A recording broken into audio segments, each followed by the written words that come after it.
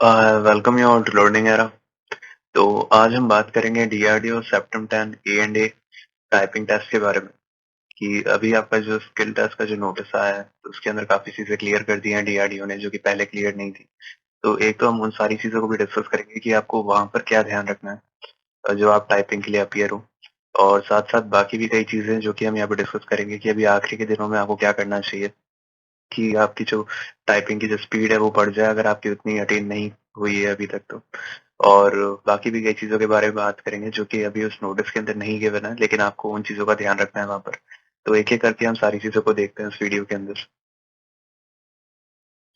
अब आगे चलने से पहले अगर मैं यहाँ पर ओवरऑल अगर मैं ए-एंड-ए की अगर मैं कैटेगरी वाइज़ अगर मैं पोस्ट की बात करूँ डीआरडीओ की, तो यूआर के अंदर यहाँ पे 679 गिवन है। ओबीसी के अंदर यहाँ पे वैकेंसीज हैं 204। वैसे ही अगर मैं बात करूँ ईडब्ल्यूएस की तो यहाँ पे 67 ही है। एससी कैटेगरी की यहाँ पे 71 है और एसटी कैटेगरी की यहाँ पे 40 है। अब आप यहाँ पर पोस्ट वाइज वैकेंसीज भी देख सकते हो जिस भी पोस्ट से आपने भरा है। जैसे मान लो अगर आपने डीआरडीओ एडमिनिस्ट्रेटिव असिस्टेंट से भरा है ना, तो आप देख सकते हो कि आपकी कैटेगरी के अंदर है ना कितनी वैकेंसीज है। अगर आप ईडब्ल्यूएस कैटेगरी से बिलोंग करते हो तो जैसे यहाँ पर 20 वैकेंसीज है।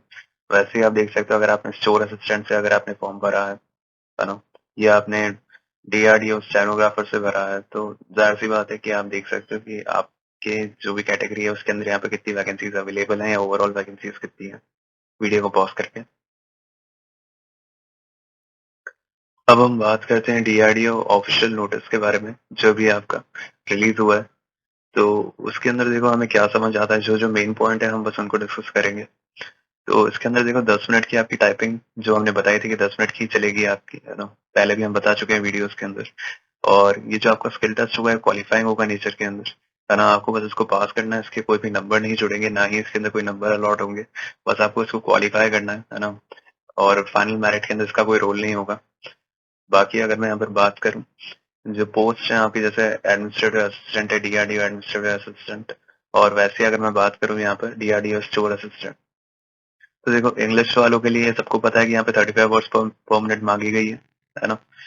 और अगर आप वहां पर जैसे टाइपिंग कर रहे हो तो जाहिर सी बात है कि आपसे 35 वर्ड्स पर मिनट की स्पीड लेकर ही आप वहां पर अपीयर नहीं होना। ठीक है, एटलीस्ट आपकी स्पीड 40 या 42 WPM आपकी होनी चाहिए, तभी आप वहां पर अच्छा परफॉर्म कर पाओगे। क्योंकि क्या होता है कि 6% ऑफ एरर्स अगर हटा भी दिए जाए ना, उसके बाद अगर आप इसे 35 वर्ड्स पर मिनट की स्पीड थी शुरू में, तो होगा ये कि आप बाहर होने के काफी ज्यादा चांसेस हो जाते हैं कि आप फेल कर जाओ, है ना। इस वजह से इस बात का ध्यान रखना कि एटलीस्ट आप अभी जो कुछ दिन बाकी है ना, उसके अंदर आप पूरी जान लगाकर एटलीस्ट इसको 40 या 42 तक ले जाना, है ना। बाकी हम कुछ सॉफ्टवेयर के बारे में भी डिस्कस करेंगे अभी आगे आने वाले वीडियोस के अंदर। पहले भी हम कुछ बता चुके हैं सॉफ्टवेयर के बारे में, और अभी हम इस नोटिस के अंदर बाकी सारी चीजें क्लियर कर देंगे जो कि हमने बता ही दी थी पहले, है ना। लेकिन इसके अंदर वो ऑफिशियली यहाँ पर बता दिया है उन्होंने कि कि क्या होने वाला है, किस तरीके से होने वाला है ना, बैक स्पेस होगा या नहीं। तो सारी चीजों के बारे में अभी डिस्कस करते हैं वीडियो के अंदर। वैसे ही आप देख सकते हैं यहाँ पे जो हिंदी टाइपिंग वाले हैं, DRDO administrative assistant Hindi typing, और यहाँ पर डीआरडीओ स्टोर असिस्टेंट। तो यहाँ पर भी आप देख सकते हो 30 WPM की अगर यहाँ पे स्पीड मांगी गई है, तो एटलीस्ट आपकी जो स्पीड है वो आपकी यहाँ पे 35 WPM तक आप अटेन करना, है ना। एग्जाम से पहले कोशिश करना, है ना। डेली अगर प्रैक्टिस करोगे रात दिन तो हो जाएगा, है ना। अब हम कुछ और इम्पोर्टेंट पॉइंट्स के बारे में बात करते हैं जो कि काफी इम्पोर्टेंट है। तो देखो सबसे पहली बात जो हमने पहले भी बताई थी वीडियोस के अंदर कि आपका जो पैसेज होगा वो आपको ऑनलाइन ही शो होगा कंप्यूटर स्क्रीन पे, है ना। ये बहुत इंपॉर्टेंट बात है क्योंकि ये जो पैसेज वाली जो बात है ना, कि जो पहले ऑफलाइन हुआ करते थे जहाँ पर एक शीट मिलती थी जिसके अंदर पैसेज लिखा हुआ रहता था, वो हमें देखकर कंप्यूटर पे टाइप करना पड़ता था, तो वो बहुत टाइम पहले होता था जो कि ऐसे से फॉलो करती थी। और फिर उसके बाद कोरोना के बाद उन्होंने वो भी बदल दिया। तो अब कोई भी ऑफलाइन नहीं लेता है टाइपिंग, है ना। सबके सब यहाँ पर ऑनलाइन ही लेते हैं, तो जो आपका जो पैसेज होगा वो आपको कंप्यूटर पे ही शो होगा। तो आपको आराम से आप उसके अंदर देखकर आप टाइपिंग कर पाओगे। साथ साथ ये वाली चीज हम पहले भी बता चुके थे। और यहाँ पर देखो जो हार्ड कॉपी है ना, जो आपका जो पैसेज जो आपने टाइप किया है, तो उसकी आपको कोई भी हार्ड कॉपी नहीं मिलेगी, है ना। आपको कोई भी पेपर के ऊपर नहीं दिया जाएगा कि आपने जो टाइप किया है ना, वो क्या मैटर था, तो आपको नहीं निकाल कर दिया जाएगा उसका प्रिंट आउट। वैसे अगर मैं यहाँ पर बात करूँ बाकी चीजों की, तो देखो अगर कुछ एग्ज़ाम्स होते हैं जिनके अंदर जब हम अपीयर होते हैं, तो ऐसा होता है कि टाइपिंग टेस्ट जो होता है वो पूरा जब खत्म हो जाता है और टाइम तब तक खत्म नहीं होता पूरा, तो क्या होता है कि जो पूरा पैसेज है वो फिर से शुरुआत से हम टाइप कर सकते हैं। तो वो काफ़ी एग्ज़ाम्स में होता है और काफ़ी एग्ज़ाम्स में नहीं होता है। तो एसएससी वाले एग्ज़ाम्स में नहीं होता था ये, है ना? लेकिन डीआरडीओ के एग्ज़ाम्स में ये वाली चीज़ अलाउड है ना? तो अगर आपकी मान लो पहले ही अगर आपकी टाइपिंग खत्म हो जाती है, तो अगर आप उसको फिर से रिस्टार्ट भी कर रहे हो ना शुरुआत से, अगर आप पैसेज लिखने लग गए फिर से, तो भी वो ठीक है ना? उसके अंदर कुछ भी ऐसी कोई दिक्कत नहीं है। लेकिन बस आप ये ध्यान रखना कि आप उसके अंदर कुछ ज़्यादा मिस्टेक्स ना कर दो, जो भी आपने पहले टाइप किया है या जो आप फिर से टाइप कर रहे हो। तो अगर आपने उसके अंदर ज़्यादा मिस्टेक्स कमिट कर दी, फिर से अगर आप रीस्टार्ट करने लग गए पैसेज, तो वो काफ़ी बेनिफिशियल नहीं रहेगा आपके लिए, है ना? उसी तरीके से अगर मैं यहाँ पर बात करूँ कि हिंदी टाइपिंग टेस्ट वालों के लिए क्या है, कि यहाँ पर इंस्क्रिप्ट कीबोर्ड लेआउट या रेमिटन कीबोर्ड लेआउट के अंदर से आप कुछ भी चूज़ कर सकते हो, है ना? साफ-साफ लिखा है मे यूज़ आइदर। और अगर मैं वैसे बात करूँ, तो देखो यहाँ पर जो आपका टेस्ट होगा, जो कंडक्ट टाइपिंग टेस्ट, उससे पहले आपको यहाँ पर 5 मिनट दिए जाएँगे। उस 5 मिनट के अंदर आपके सामने एक डेमो पैसेज होगा। आपको वो वाला डेमो पैसेज आपको श्योरली आपको अटेम्प्ट करना है, ठीक है? ऐसा मत करना है कि आप सोच रहे हो कि नहीं मैं अपनी एनर्जी बचाऊँगा। ऐसा मत करना, है ना? 5 मिनट वो जो चलेगा आप उसके अंदर इसलिए करना है ताकि आपको ये पता चले कि आपका कीबोर्ड ठीक काम कर रहा है या आपका सिस्टम ठीक काम कर रहा है या नहीं, है ना? अगर मान लो आपका कीबोर्ड ठीक काम नहीं कर रहा है, तो आपको इन्फॉर्म करना है उन्हें कि आपका कीबोर्ड ठीक काम नहीं कर रहा, क्योंकि काफ़ी दिक्कतें देखी जाती हैं। ऐसा मत करना कि आप ये सोच रहे हो कि नहीं मेरी स्पीड ज़्यादा है और अगर कीबोर्ड ठीक काम नहीं भी कर रहा तो भी मैं निकाल लूँगा। ऐसा मत करना, क्योंकि जब एक्चुअल टाइपिंग टेस्ट शुरू होता है, तो आपको काफ़ी बड़ा सेटबैक मिल चुका होता है, अगर आप ये वाली चीज़ करते हो तो। तो अगर आपको कोई भी दिक्कत लग रही हो कीबोर्ड से, तो आपको इस अ, डेमो पैसेज जो आपको दिया जाएगा उसी टाइम पे ही आपको उनको इन्फॉर्म करना है। और अगर मान लो उससे पहले भी अगर आपको पता चल रहा है कि आपके कीबोर्ड के अंदर कोई दिक्कत है, तो आप उससे पहले भी उसको बदलवा सकते हो।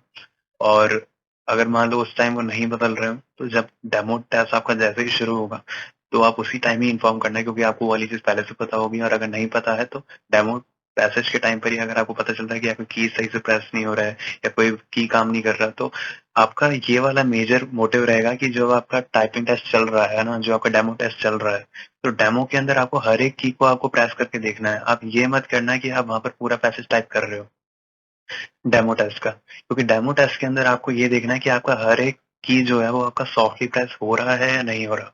क्योंकि काफ़ी कीज़ ऐसे होंगे जो कि आप डेमो टेस्ट के अंदर प्रेस नहीं कर रहे हैं, लेकिन अगर वो एक्चुअल टाइपिंग के अंदर आ गए, तो आप वहाँ पर उस टाइम नहीं बदलवा सकते हो।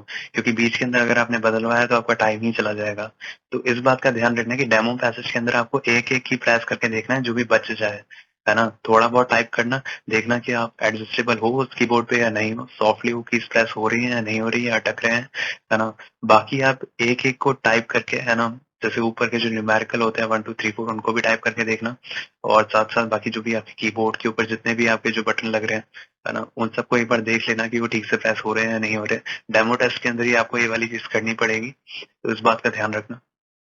कई लोग इस चीज़ को ध्यान नहीं देते हैं और फिर जब एक्चुअल टाइपिंग होती है तब उनको पता चलता है कि उनकी 1-2 कीज़ काम नहीं कर रही थी, जो कि डेमो टेस्ट के अंदर उनके सामने आई नहीं थी। तो वही आपको ध्यान रखना पड़ेगा। उसी अकॉर्डिंग अगर मैं यहाँ पर बात करूँ, तो देखो यहाँ पर 10 मिनट आपको दिए जाएँगे, है ना? शुरू होने से पहले। और यहाँ पर भी सेम यही वाली चीज़ लिखी है कि अगर आपका मान लो कंप्यूटर शट डाउन हो जाता है या आपका कुछ भी हो जाता है ना कंप्यूटर के अंदर, तो आपको नोडल ऑफिसर को इन्फॉर्म करना है। तो आप वहाँ पर इंस्टॉलेटर्स को भी कर सकते हो इन्फॉर्म। तो आपको कीबोर्ड के बारे में भी बताना है, अगर आपका कीबोर्ड ठीक से काम नहीं कर रहा है, तो प्लीज़ शांत मत बैठना और कॉन्स्टेंटली उन्हें कहना कि उन कीबोर्ड बदलें। जनरली वो डेमो टेस्ट के अंदर ही ऐसा होगा कि वो बदलेंगे, है ना? बाकी अगर वो पहले बदल देते हैं तो और अच्छा। अब हम देखो काफ़ी इम्पोर्टेंट पॉइंट्स के बारे में बात करते हैं फिर से। तो देखो यहाँ पर साफ-साफ है कि हमने पहले भी बताया था कि आपको जो बैकस्पेस है वो आपको यूज़ करने दिया जाएगा। Candidates can use the backspace for correcting mistakes while on typing on computer. तो साफ-साफ यहाँ पर गिवन है कि आपको यहाँ पे बैकस्पेस यूज़ करने दिया जाएगा, जैसे हमने पहले भी बताया था वीडियोज़ के अंदर, जबकि इंस्ट्रक्शंस नहीं आए थे उससे पहले। और अगर मैं वैसे ही अगर मैं यहाँ पर बात करूँ बाकी चीज़ों के बारे में, तो देखो क्या-क्या चीज़ें यहाँ पे फुल मिस्टेक्स कंसिडर होंगी, है ना? और क्या-क्या चीज़ें यहाँ पर हाफ मिस्टेक्स कंसिडर होंगी, तो उनको भी देखते हैं, है ना? तो यहाँ पर जनरली आपको अगर प्रेफ़र करना भी हो ना कि अगर आपको गलतियाँ करनी है, तो आप कोशिश करना कि आप हाफ मिस्टेक्स ही कमिट करो। तो देखो यहाँ पर क्या है कि अगर मान लो फुल मिस्टेक्स के अंदर क्या-क्या आता है कि अगर आपने मान लो कोई भी वर्ड आपने लिखा नहीं है, है ना? तो वो पूरी एक मिस्टेक्स मानी जाएगी, है ना? एक मिस्टेक मानी जाएगी अगर आपने कोई भी एक वर्ड नहीं लिखा। उसी अकॉर्डिंग अगर आपने मान लो एक वर्ड को सब्स्टिट्यूट कर दिया किसी दूसरे ही वर्ड से, है ना? यहाँ पर एक पूरा ही आपने कोई अलग वर्ड ही लिख दिया, है ना? तो उसको क्या माना जाएगा यहाँ पर? उसको माना जाएगा यहाँ पर कि आपकी पूरी एक गलती हुई है अगर आपने पूरे एक वर्ड को किसी से सब्स्टिट्यूट कर दिया किसी दूसरे वर्ड से समझकर। तो यहाँ पर ये जो ट्रांसपोजिशन है इसका भी मैं मतलब बताऊंगा अभी। तो अगर मैं यहाँ पर बात करूँ आगे, तो देखो यहाँ पर अगर आपने कोई भी वर्ड ऐड किया है ना खुद से, अपने आप ही आपने कोई ऐड कर दिया जो कि पैसेज के अंदर है ही नहीं, है ना? तो वो भी ये पूरी फुल मिस्टेक्स मानी जाएगी, है ना? उसी अकॉर्डिंग अगर मैं यहाँ पर बात करूँ, स्पेलिंग एरर जो होता है ना, spelling error committed by the way of repetition or addition or omission or substitution of a letters, है ना? तो इसके अंदर देखो एग्जांपल भी दे रखा है कि अगर आपने मान लो स्पेलिंग को अगर आपने यहाँ पर सीपलिंग सैपलिंग या इस तरीके से आपने लिखा है ना, तो वो भी यहाँ पर फुल मिस्टेक्स में काउंट हो जाएगा, है ना? उसी अकॉर्डिंग अगर मैं यहाँ पर बात करूँ रिपीटेशन ऑफ वर्ड, अगर आपने कोई भी वर्ड को रिपीट किया है, जैसे यहाँ पर एग्जांपल गिवन है शाल को अगर आपने जैसे यहाँ पर दो दो बार लिख दिया है ना, जो कि पैसेज के अंदर दो दो बार नहीं था, तो वो भी टाइपिंग एरर के अंदर ही काउंट होगा। उसी अकॉर्डिंग अगर आपने कोई भी वर्ड को अधूरा छोड़ दिया है ना, जैसे अगर मान लो आपके सामने मिस्टेक लिखा हुआ है एक वर्ड, तो अगर आपने उसको MIS या MIST इसी तरीके से लिखा हुआ है और उसको पूरा नहीं लिखा, तो वो भी एक पूरा फुल मिस्टेक में काउंट होगा, है ना? इसके पूरा आपको फुल मिस्टेक्स इस वाली चीज का काउंट होगा। तो वैसे अगर मैं यहाँ पर बात करूँ हाफ मिस्टेक्स में देखो क्या क्या आता है कि स्पेस के अंदर मान लो अगर आपने स्पेस नहीं दबाया, है ना? जैसे यहाँ पर एग्जांपल है आई होप, तो यहाँ पर आई होप के विषय आपने स्पेस नहीं दिया, तो उसी अकॉर्डिंग वो एक हाफ मिस्टेक्स में काउंट होगा, स्पेसिंग एरर जो भी है तुम्हारे। और अगर मैं वैसे बात करूँ यहाँ पर कि कैपिटलाइजेशन का भी आपको ध्यान रखना पड़ेगा, है ना? ऐसा नहीं है कि आप कैपिटलाइजेशन को इग्नोर कर दो, क्योंकि उसके अंदर यहाँ पर आधा मिस्टेक यहाँ पे काउंट होगा। और वैसे ही जो हिंदी टाइपिंग स्क्रिप्ट्स वाले हैं उनके ऊपर तो खैर ये अप्लाई नहीं होता।